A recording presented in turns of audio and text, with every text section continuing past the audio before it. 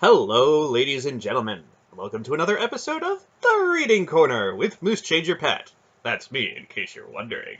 Today we are reading Chapter 21 of Queen of Sorcery by David Eddings, and as always, you should support the original work by buying the original book. Chapter 21. Garen's sleep that night was troubled. He woke frequently, shuddering at the remembered touch of the mudmen, but in time the night, as all nights must, came to an end, and the morning dawned clear and bright. He drowsed for a while, rolled in his blankets, until Sinadra came to get him up. "Garion," she said softly, touching his shoulder, "are you awake?"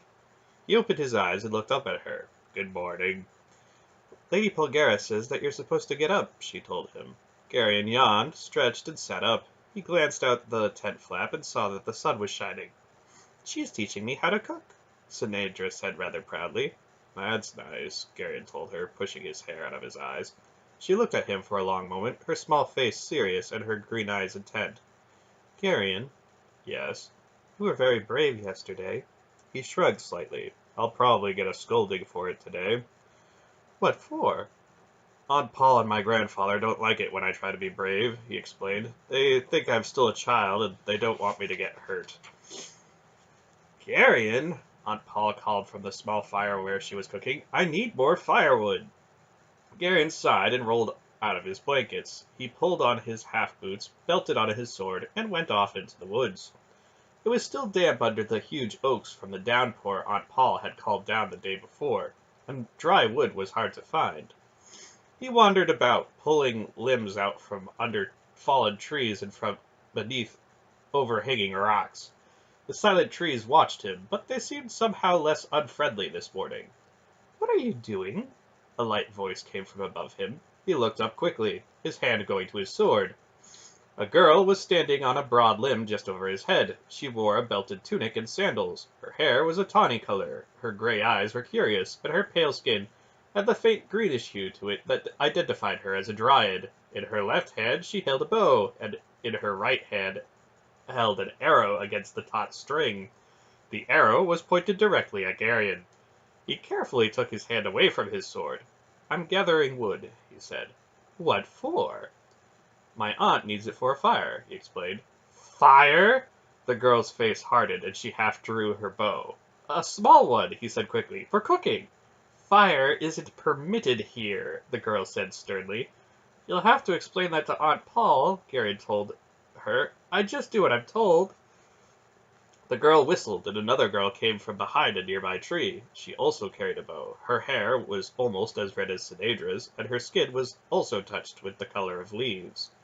"It says it's gathering wood," the first girl reported, "for a fire. Do you think I should kill it?"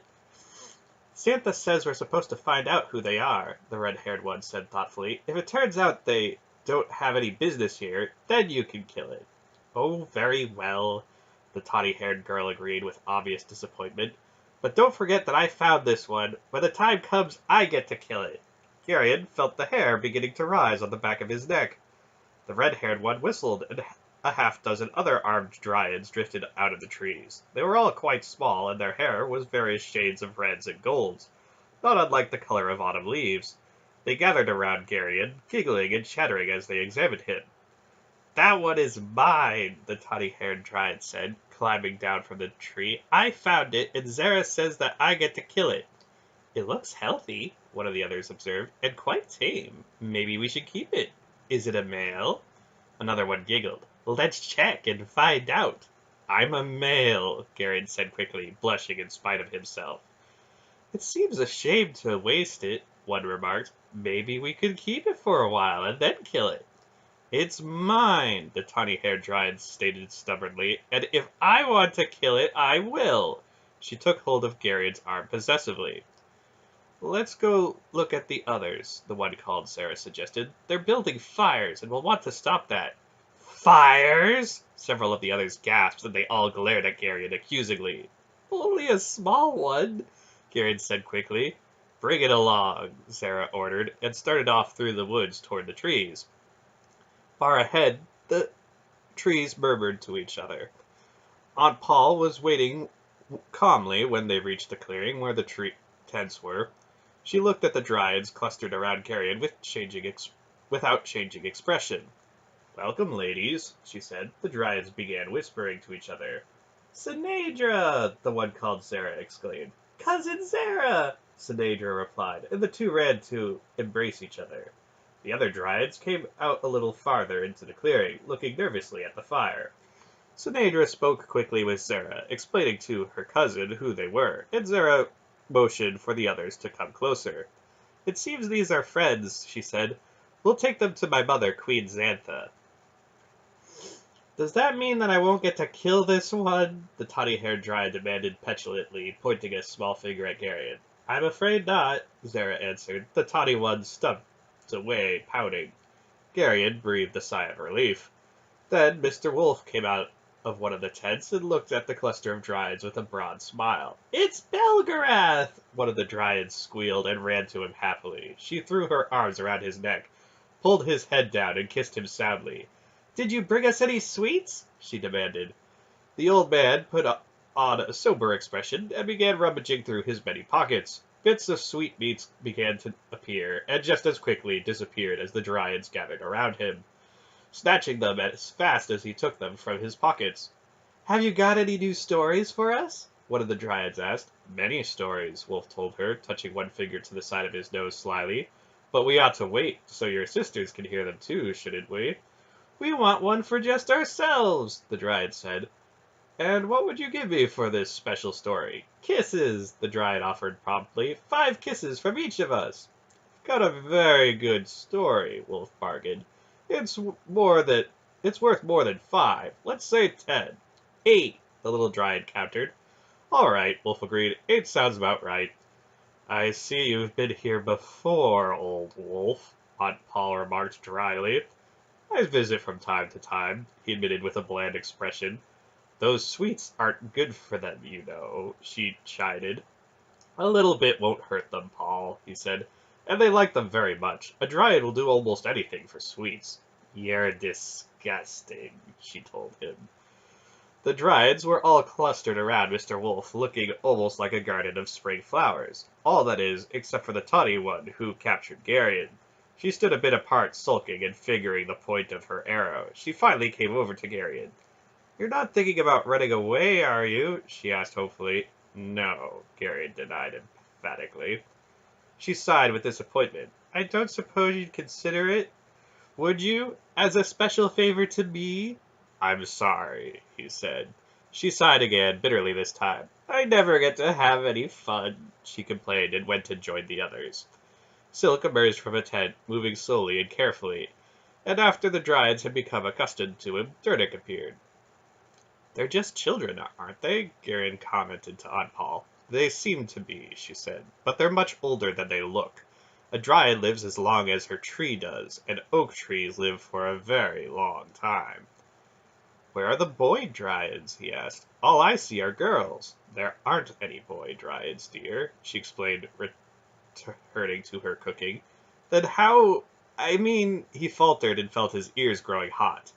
"They catch human males for that," she said. "Travelers and the like." "Oh."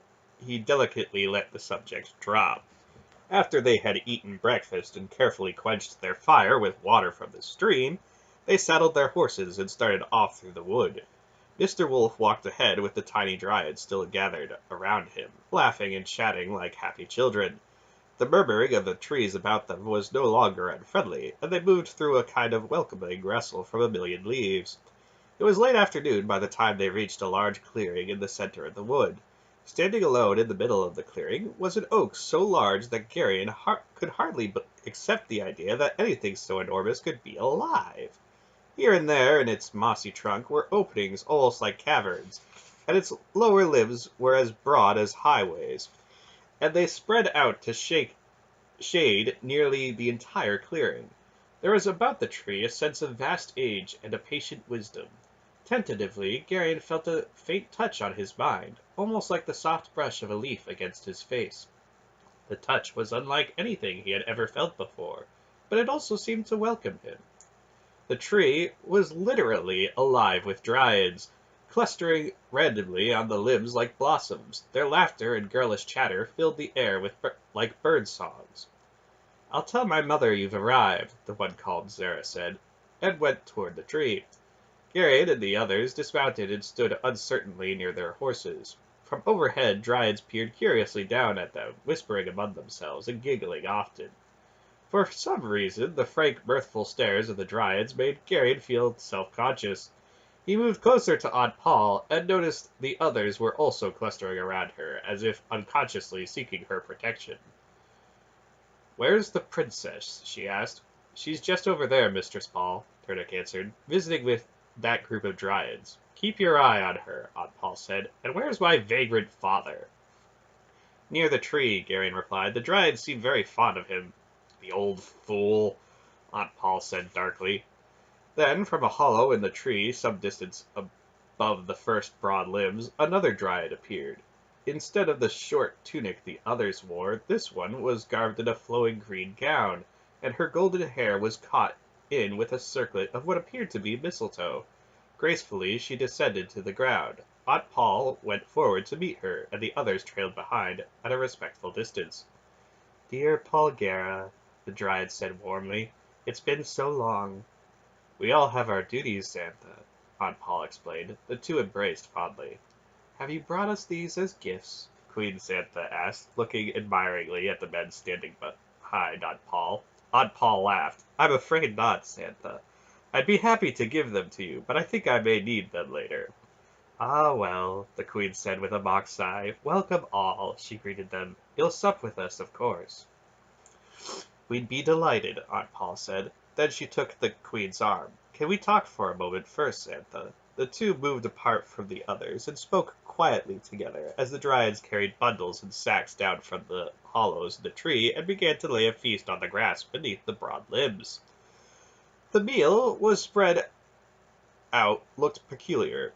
The common food of the dryads seemed to consist entirely of fruits, nuts, and mushrooms, all prepared without any cooking. Beric sat down and looked sourly at what was offered. "No meat," he grumbled. "It heats up your blood, anyway," Silk told him. Beric sipped suspiciously at his cup. "Water," he said with distaste. "You might find it a novelty to go to bed sober for a change," Aunt Paul observed as she rejoined them. "I'm sure it's unhealthy," Beric said. Sinedra seated herself near Queen Santha. She obviously wanted to talk to her. But since there was no opportunity for privacy, she finally spoke out in front of them all. "I have a favor to ask, your majesty." "You may ask, child," the queen said, smiling. "It's only a small thing," Sinedra explained. "I'll need sanctuary for a few years. My father's growing unreasonable in his old age. I'll have to stay away from him until he comes to his senses." "In what way is Ranbaroon growing unreasonable?" Santha asked. "He won't let me go out of the palace, and he insists that I go to Riva on my 16th birthday," Sinedra said in an outraged tone. "Have you ever heard of such a thing?" "And why does he want you to go to Riva?" "Some foolish treaty no one even remembers the reason for it." "If it's a treaty, it must be honored, dear," the queen said gently. "I won't go to Riva," Sinedra announced. "I'll stay here until after my 16th birthday's passed, and that'll be the end of it." "No, dear," the queen said firmly. "You won't." "What?" Sinedra was stunned. "We have a treaty too," Santha explained. "Our agreement with the House of Baroon is most explicit. Our wood remains inviolate only for as long as the female descendants of Princess Zoria stay with the Baroons. It's your duty to remain with your father and to obey him." "But I'm a dryad!" Sinedra wailed. "I belong here!" "You're also human," the queen said, "and you belong with your father." "I don't want to go to Riva," Sinedra protested. "It's degrading." Xantha looked at her sternly. "Don't be a foolish child," she said. "Your duties are clear. You have a duty as a dryad, as a Baroon, and as an imperial princess. Your silly little whims are quite beside the point. If you have an obligation to go to Riva, then you must go." Sinedra appeared shaken by the finality of the queen's tone, and she sulked in silence after that. Then the queen turned to Mr. Wolf. "There are many rumors abroad," she said, "and some of them have even reached us here. I think something momentous is happening out there in the world of the humans. and it may even touch our lives in this wood. I think I should know what this thing is. Wolf nodded gravely. I expect you should, he agreed. The Orb of Alder has been stolen from the throne room in the Hall of the Riven King by Zadar the Apostate. Santha caught her breath. How? She demanded. Wolf spread his hands. We don't know. Zadar is trying to reach the kingdoms of the Angarax with the orb. Once he's there, he'll try to use its powers to awaken Torak. That must never happen, the queen said. What's being done? The Alorns and the Sendars are getting ready for war, Wolf replied. The Arryns have promised aid, and Ranbaroon has been advised, though he didn't make any promises. The Baroons can be quite difficult at times. He glanced at the pouting Sinedra. Then it means war, the queen asked sadly. I'm afraid so, Xantha, he said. I'm pursuing Zadar with these others, and I hope we can catch him and get the orb back before he can reach Torak with it. If we're successful, I think the Angarax will attack the west anyway out of desperation.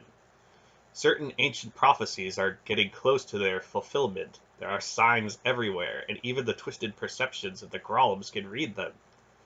The queen sighed. I've seen some of the signs myself, Belgarath, she said. I'd hoped I was wrong. What does this Zadar look like? A great deal like me, Wolf told her. We served the same master for a very long time, and that puts a certain mark on people. Someone like that passed through the upper reaches of our wood last week and crossed into Nyissa, Santha said. If I'd known, we might have been able to detain him. We're closer than I thought, then. Was he alone? No, Santha reported. He had two of the servants of Torak with him and a small boy. Wolf looked startled. A boy? Yes, about 6 years old or so. The old man frowned. Then his eyes opened very wide. So that's how he did it, he exclaimed. I never thought of that. We could show you where he crossed the river into Nyissa, the queen offered. I should warn you, though, that it's going to be dangerous for so large a party to go there. Salmisra has eyes everywhere in those swamps. I've already made plans for that, Mr. Wolf assured her. He turned to Beric. Are you sure that ship's going to be waiting at the mouth of the River of the Woods? He asked. She'll be there, Beric rumbled. Her captain's a dependable man. Good, Wolf said. Silk and I'll pick up Zadar's trail then, and the rest of you can follow the river to the sea. Take the ship down the coast, and then up the river of the Serpent to this Tor. We'll meet you there. Dost thou think it wise to separate our party in so perilous a place as Nyissa? Mandaralin asked. It's necessary, Wolf said. The snake people are at home in their jungles, and they don't like outsiders. Silk and I can move swiftly, and with greater stealth if we're alone. What do you want? Where do you want us to meet you? Beric asked. There's a Drasnian trade enclave near the wharves in this Tor, Silk said. Several of the merchants there are my friends. Just ask for Radek of Baktor. If we can't meet you there, we'll leave word of our whereabouts with the merchants. What about me? Sinedra asked. I think you'll have to stay with us, Aunt Paul answered. There's no reason for me to go to Nyissa, Sinedra said. You'll go because I tell you to go, Aunt Paul told the tiny girl. I'm not your father, Sinedra. Your pouting doesn't wring my heart, and your fluttering eyelashes don't really impress me. I'll run away, Sinedra threatened. That would be very foolish, Aunt Paul said coldly. I'd just have to bring you back again, and you'd find that unpleasant. Affairs of the world, just now, are much too serious to allow the whims of one spoiled little girl to have very much importance. You'll stay with me, and you will stand in the hall of the Reven King on your 16th birthday, even if I have to take you there in chains. We're all much too busy to pamper you any further. Sinedra stared at her, and then she suddenly burst into tears.